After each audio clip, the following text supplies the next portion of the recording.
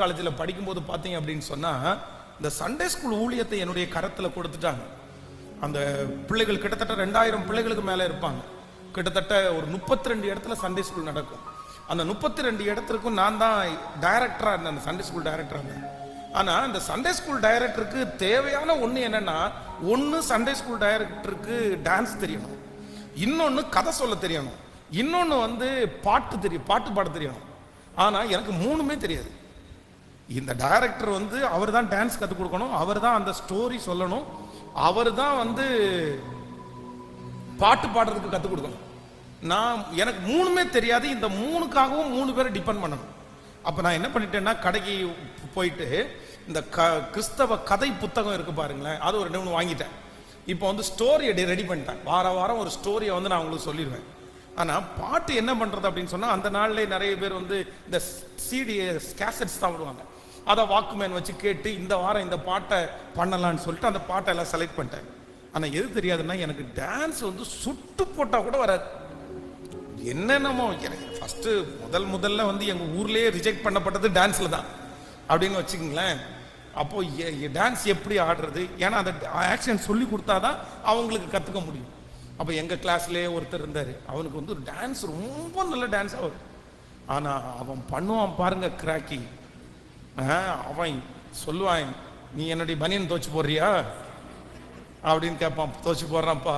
என் காலை அமுத்தி விடுறியா, இங்கே வா அங்கே போ, அதை பண்ணு இதை பண்ணு, என்னென்னமோ சொல்லுவான். ஆனால் என்னுடைய மனசுக்குள்ள ஒன்று மட்டும் இருக்கும், எப்படியாவது கேட்கல, நீ என்னமோ பண்ணப்பா, உனக்கு என்ன வேணாலும் நான் சொல்றேன். அவன் நீ என்ன டைரக்டரா, பெரிய டைரக்டராப்பா? இல்லப்பா, உனக்கு முன்னாடி நான் டைரக்டரா இல்லப்பா. இல்லை, உனக்கு எப்படி கொடுத்தாங்க அந்த பொறுப்பு? உனக்கு கொடுத்தாங்க, உனக்கு டான்ஸே பண்ண தெரியாது.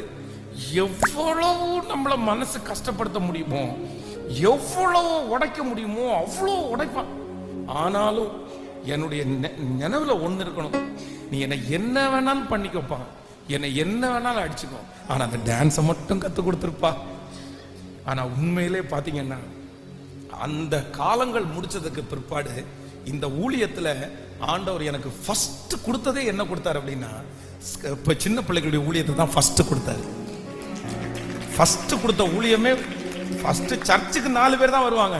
ஆனா விபிஎஸ் நடத்தினா 100 பேர் வருவாங்க, சண்டே ஸ்கூல் நடத்தினா 100 பேர் வருவாங்க. அவ்வளோ சண்டே ஸ்கூல் ஊழியம் தான் இந்த ஊழியத்தினுடைய ஆணி வேறே என்ன அப்படின்னா சில்ட்ரன்ஸ் மினிஸ்ட்ரி தான். அந்த வாரம் ஞாயிற்றுக்கிழமை 4 o'clock இருந்து 6 o'clock வரைக்கும் ஒரு சண்டே ஸ்கூல் நடத்துவோம் பாருங்க. குறைஞ்சது 100 பிள்ளைங்க வருவாங்க. ஆனா பிலீவர்ஸ் 4 பேர் தான் இருப்பாங்க. இந்த ஏரியாக்கார எல்லா பிள்ளைங்களும் வருவாங்க. அப்போ நான் என்ன நம்புறேன் அப்படின்னு சொன்னா, என்னுடைய வாழ்க்கையிலே சில இன்சிடென்ட் நடக்கும்போது நான் என்ன பண்ணிடக்கூடாது அப்படின்னு சொன்னா, என்னுடைய அனுதன வாழ்க்கையை எனக்கு இருக்கிற கர்த்தர் கொடுத்திருக்கிறத எக்காரணம் கொண்டு நான் என்ன பண்ணிடக்கூடாதுன்னா டிஸ்கண்டினியூ பண்ணிடக்கூடாது, நான் விட்டுறக்கூடாது. அந்த வேலையை கர்த்தர் எனக்கு தந்திருக்கிறதை நான் நேர்த்தியாய் நான் செய்வேனே, ஆனால் ஒரு நாள் கர்த்தர் மழையை வர்ஷிக்க பண்ணுவார். ஒரு நாள் ஆண்டவர் என்னை நினைப்பார். கர்த்தர் என்னை நடத்துகிறதே அந்த பாதைக்காக தான் கர்த்தர் நடத்துகிறார். அதனால